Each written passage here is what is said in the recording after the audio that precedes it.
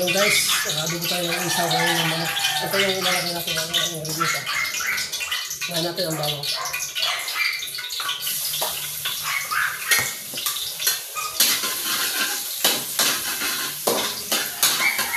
Sunod natin itong sibuyas. Tsaka luya. Ay, sibuyas pala. Sibuyas.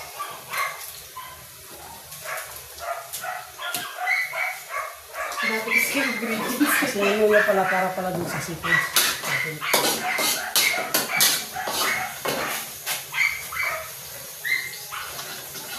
Kasi guys.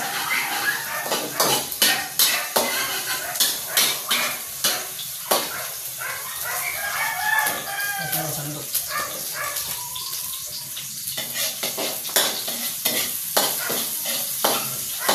Hintayin lang natin siya na medyo mag-brown ng konti. Saka natin ilagay natin kahit.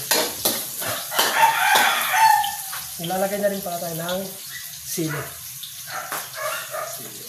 Tatlong klase pala yung sili natin guys. May siling labuyo, may siling malinero, siling green. Turari lang akong gagamit natin.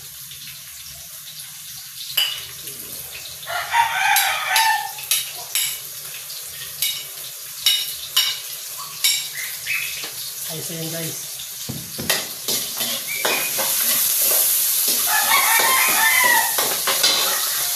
Kaya na siya. Brown na.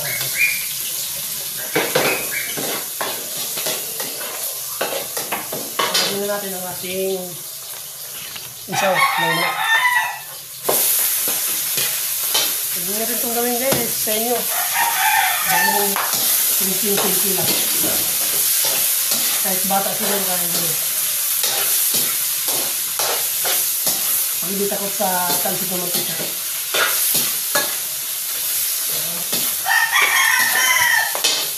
Maglalagay na rin para tayo ng black pepper, ground black pepper. Kung gagamitin mo. Ansayin nyo na lang kung gano'n karami yung gusto nyo. Maglalagay na ng magic sarap. Depende yan sa kung gaano karami lalagyan nyo. Naglalagay din ako ng SMG, konti lang.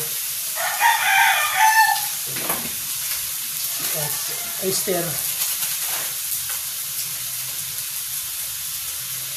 Ang gamit ko po guys ay mamasitas.